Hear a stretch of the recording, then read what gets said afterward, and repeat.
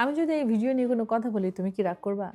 এই ভিডিওটিকে দেখা যাচ্ছে অসংখ্য মানুষ শেয়ার করছে এবং কমেন্ট করছে। এত এঙ্গেজিং কেন এই কনটেন্টটি? এর মেইন কারণ হলো এই সো কল্ড কবিরাজটি এমন কিছু কথা বলছে যেগুলো সাধারণ মানুষের জীবনের সাথে মিলে যায়। অর্থাৎ কনফার্মেশন বায়াস, যেটা আপনাকে ওই সকল জিনিস বা বিলিফগুলোর সাথে পরিচয় করিয়ে দেবে যেগুলো আপনার লাইফে অলরেডি হয়েছে। যেকোনো কাজের ভ্যালিডেশন বা অ্যাকনলেজমেন্ট সবসময় আপনি অন্যের কাছে খুঁজেন। এটা আপনার হিউম্যান নেচারের মধ্যে পড়ে।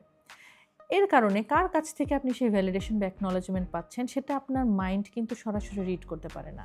কিন্তু আপনি যখনই এরকম কথা আপনি শুনবেন কারো কাছ থেকে, তখনই আপনি কিন্তু একটা পজ নিবেন। সো এই জিনিসটাই এখানে হয়েছে এবং রাগ করলা এই ফ্রেজটা অ্যাড করার কারণে উনার কনটেন্টটা একটু ফানি, এঙ্গেজিং হয়েছে বেশি। সো অন্যের কথায় নিজের ব্রেনটাকে ওয়াশ না করে কনভিন্স করেন নিজেকে, নিজের কাজ দ্বারা। নিজের ভ্যালিডেশন নিজের কাছে খুঁজুন, অন্যের কাছে না। আর যদি অন্যের কাছে খুঁজতেই হয় তাহলে এক্সপার্টের কাছে যান, যারা অলরেডি সার্টিফাইড। আমার এই অ্যাডভাইস শুনে কি আপনি রাগ করলেন?